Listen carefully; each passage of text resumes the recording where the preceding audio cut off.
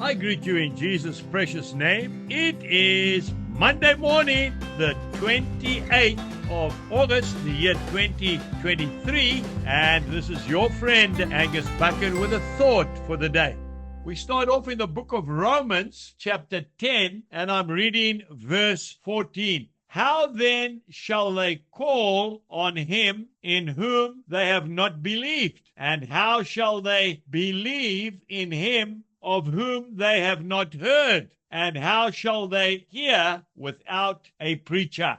I want to tell you about a boy preacher. That's right. That's what they called him. His name was Harry Moorhouse. He was an English evangelist. He was a young boy who had no theological training. He was a very quietly spoken boy. He came from a very average family in Manchester, in England, in the 1840s. And he just loved Jesus. And he started to preach. And he did so well that they sent him to America. And the great evangelist, D.L. Moody, who literally rocked the world, sat and listened to this young man. They called him the boy preacher. He wasn't even 20 years old. And he preached on one verse in the Bible, John chapter 3 and verse 16, which says, For God so loved the world that he gave his only begotten Son, that whosoever believes in him shall not perish, but have everlasting life. That was the only scripture verse he used. And he preached it for 7 nights in a row, straight.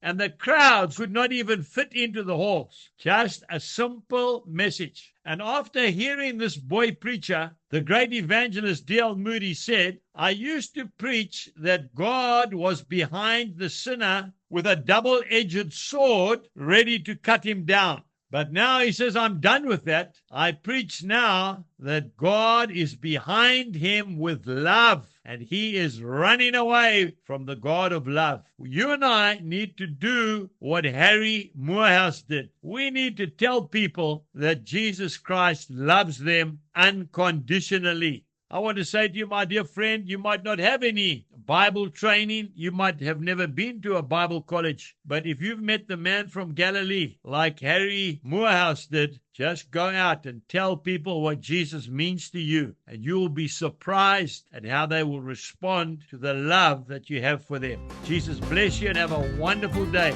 Goodbye.